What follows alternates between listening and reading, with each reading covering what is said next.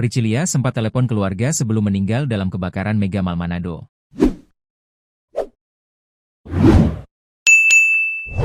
Priscilia Tamawiwi sempat menelepon keluarganya sebelum meninggal dunia dalam kebakaran Mega Mall Manado.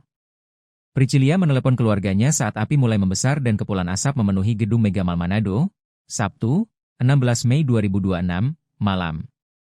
Dalam telepon kepada keluarganya, Priscilia sudah dalam keadaan panik. Kakak korban, Gary Tamawiwi menceritakan, ketika itu Priscilia mengaku sudah sendirian di dalam gedung. Karena rekan-rekan kerjanya lebih dahulu turun untuk menyelamatkan diri. Tak hanya itu, korban juga sempat mengirimkan titik lokasi keberadaannya kepada keluarga. Waktu itu saat kejadian masih sempat teleponan, dia sudah panik.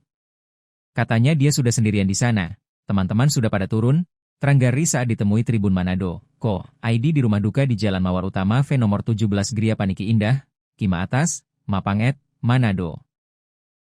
Namun tak berselang lama, asap semakin pekat dan komunikasi dengan Priscilia pun terputus.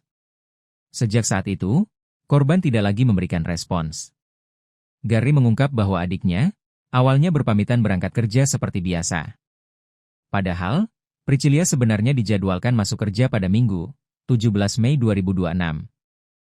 Namun karena ingin mengikuti kegiatan gereja, ia memilih menukar jadwal kerja dan masuk pada hari Sabtu 16 Mei 2026 bertepatan dengan terjadinya kebakaran. Meski kehilangan besar dirasakan keluarga, mereka berusaha menerima musibah tersebut dengan ikhlas.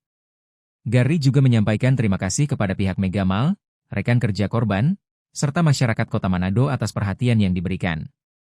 Namanya musibah, tidak ada yang menginginkan. Tapi kami sudah ikhlas, tuturnya. Saat ini pihak keluarga sedang menyiapkan proses pemakaman yang direncanakan berlangsung dalam 1 hingga 2 hari ke depan. Karena terdapat luka bakar pada tubuh korban, pemakaman akan segera dilakukan. Ada luka bakar, jadi rencananya kami mau memakamkan kalau nggak besok ya Selasa.